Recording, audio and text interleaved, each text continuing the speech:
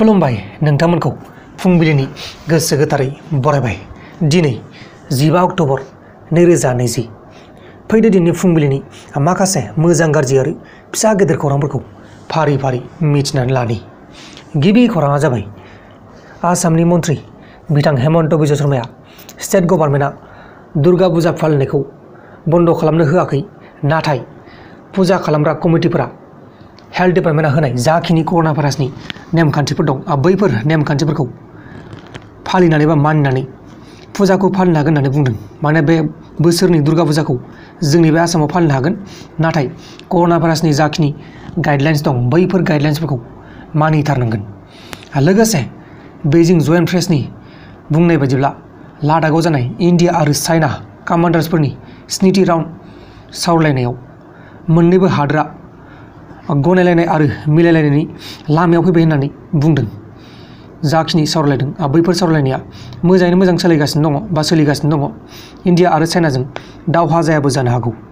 गुबुन फारसेथिं बिजेपिनि MP MJ. आकबरा खौरांगिरि प्रिया रामानीनि बेरेखायै होनाय क्रिमिनेल केसखौ दिल्ली कर्टआ 2 बोसोरनि उनावसो गुबुन कर्टनो हरनाय जाबाय बा हरनाय जाथ'वाखै, खोथा बुंदोंसो, दासिमबो हरनाय जायाखै, खोथासो बुंदों। अब्ला दानिया फैदो गुबुन खौराङाव। गुबुन खौराङा जाबाय जम्मु एन्ड काश्मीरनि बारग' CM आरो PDPनि प्रेसिडेन्ट महबूबा मुफ्तीखौ 1 बोसोरनि बांसिन कास्टडियाव लाखिना दोन्दोंमोन, दा बिथांखौ हगार हरनाय जाबाय। लोगोसे दुबाइयाव खामानि मावहैनाय 49 जन इन्डियान्सफोरा खामानि गोमाजानानै 6 दाननिबो बांसिन दरमाहा मोनाखैमोन बा गैयालासिनो बै दुबाइ हादोराव फासिनानै दंमोन। दा बिथांमोनखौ UAE हादोरा मदद खालामनानै इन्डियासिम दैथायहरनाय जाबाय। जोबोर मोजां खौरां। जोंनि बे हादोरखौ दुबाइ हादोरा गोबां नायफिनगासिनो दङ। दा बेनि जाहोनावनो जोंनि बे हादोरनिफ्राय दुबाइ हादोराव गोबां सुबुंफोरानो खामानि मावहैगासिनो दङ। गुबुन खौराङा जाबाय दासान्दि आइजोफोरनि सायाव बा आइजो माहारिफोरनि सायाव अयथासार बांबोनायखौ लानानै गुजरातनि राजक'ट जिल्लायाव सासे 14 बोसोरनि हिन्जावसा गथ'आ बिथांनि मुङानो जाहैबाय मिताली केशबभाई पारमार। बिथांनि दैदेननायाव 100 जन आइजो आरो हिन्जावसा गथ'फोरा DC अफिसाव गावनि रैखाथिनि थाखाय एप्लिकेसन एबा आर'जलाइ होदों। बिथांमोननि जायगायाव बा जोंनि बे गासैबो इन्डियायावनो जिनाहारि केसा बांगासिनो दं। दा बेनिखायनो बिथांमोना गावनि रैखाथिनि थाखाय आर'जलाइ गथायदों। अब्ला दानिया फैलायदो गुबुन खौराङाव। गुबुन खौराङा जाबाय लेफ्टेनेन्ट जेनेरेल PGK मेननआ फायार एन्ड पुरी क्रप्सनि कामान्डार जाबाय।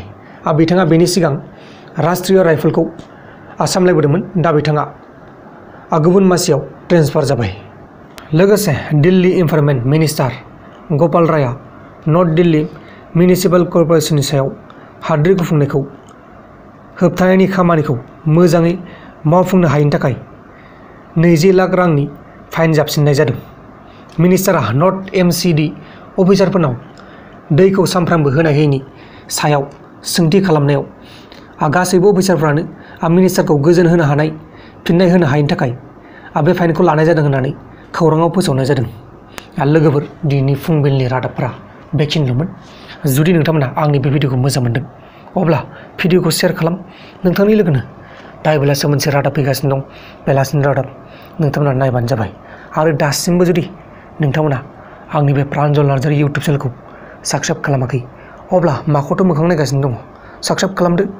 गाहायाव गोजा जानानै दङ, बै गोजा जानायखौ सेरनानै गुफुर खालामबानो जाबाय। आरो साइडआव बेलबो दङ, बै बेलखौबो सेरनानै हो, अब्लासो नोंथांमोना आंनि बे गोदान भिडिअफोरखौ सानफ्रामबो नुबाय थागोन। बाय बाय।